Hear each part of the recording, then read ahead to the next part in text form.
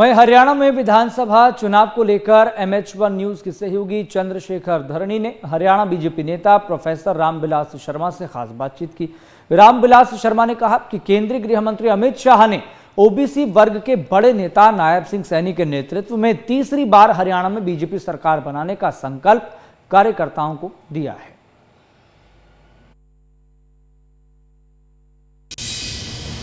हरियाणा की राजनीति में लंबे व्यक्तित्व के रूप में जाने जाने वाले, क्योंकि हाइट भी लंबी है और राजनीति में 42 साल का जिसका विधायक बनते तजुर्बा हो चुका हो, उसका राजनीतिक पारी कितनी लंबी है ये आप सहजता से अंदाजा लगा सकते हैं। प्रोफेसर रामविलास शर्मा हमारे साथ मौजूद हैं। शर्मा जी, स्वागत है MH1 न्यूज़ में। धन्यवाद। MH1 चैनल का मैं धन्यवाद करता हूं कि अपनी महान जनता जनार्दन से, भाई बहनों से रूबरू होने का अवसर मुझे दिया। मैं बहुत आभारी हूँ। शर्मा जी, जिस प्रकार से बीजेपी का ज़्यादातर ट्रेंड रहता है कि कई स्टेट में देखा है कि चीफ मिनिस्टर पहले डिक्लेयर नहीं करते, इलेक्शन होने के बाद उसके बाद घोषित करने की प्रक्रिया रहती है, और कई स्टेट में तो ऐसा देखा गया कि वहाँ पर अंतिम पंक्ति में बैठे हुए व्यक्ति को मौका मिला है। लेकिन हरियाणा में केंद्रीय मंत्री अमित शाह जी जो आए अभी पंचकुला में, तो वो नायब सिंह सैनी जी जो वर्तमान मुख्यमंत्री हैं उनको भावी मतलब अगला मुख्यमंत्री के रूप में भी प्रस्तुत करके कि यही हमारा चेहरा होंगे। नहीं, वो तो हमारे यशस्वी गृह मंत्री श्रीमान अमित भाई शाह ने ठीक ही किया है, क्योंकि 12 मार्च को ही नायब सिंह सैनी तो अब पुराने मुख्यमंत्री हो गए ना जी।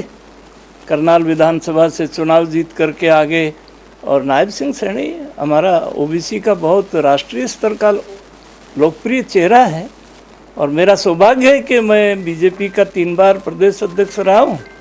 तो नायब सैनी ने अनेक जिम्मेदारियों पर बड़ी सफलता से भूमिका निभाई है, मंडल अध्यक्ष के नाते, युवा मोर्चा के अध्यक्ष के नाते और विधायक के नाते।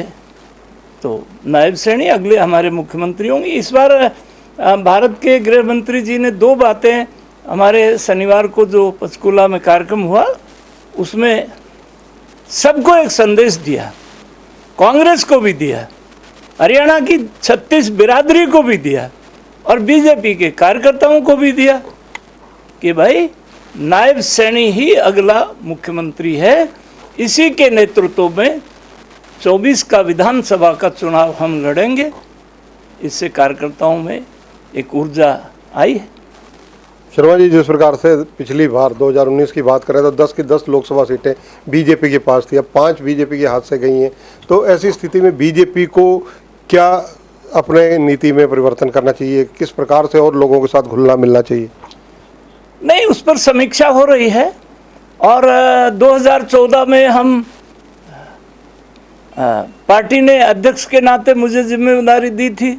91 में हमने 90 सीटों पर चुनाव लड़ा, आदरणीय श्रद्धेय डॉक्टर मंगल सेन के सपने को साकार किया, और 2014 में फिर हरियाणा की 36 बिरादरी के हम आभारी हैं कि उन्होंने हमको पूर्ण बहुमत की सरकार दी। बीच में कुछ कमियां रही होंगी, जनता से फिर जाएंगे, जनता फिर इस बार भारतीय जनता पार्टी को आशीर्वाद देगी।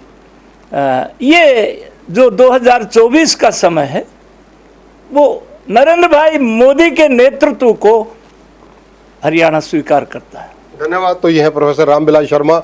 इनका कहना है कि मिशन 2024 हरियाणा विधानसभा में बीजेपी तीसरी बार सरकार बनाएगी, और केंद्रीय मंत्री अमित शाह जिस प्रकार से नायब सैनी जो ओबीसी का बड़ा चेहरा है उन्हें बिल्कुल क्लियर कट कहकर गए हैं कि वही चीफ मिनिस्टर का चेहरा होंगे।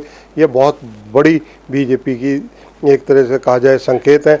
और सबसे बड़ी अहम बात, रामविलास शर्मा उन नेताओं में से हैं जिन्होंने राजनीति के घटनाक्रम को, घटना चक्कर को 4 दशक से अधिक बदलते हुए देखा है। कैमरामैन जितेंद्र हंस के साथ चंद्रशेखर धरणी, MH1 न्यूज़, चंडीगढ़।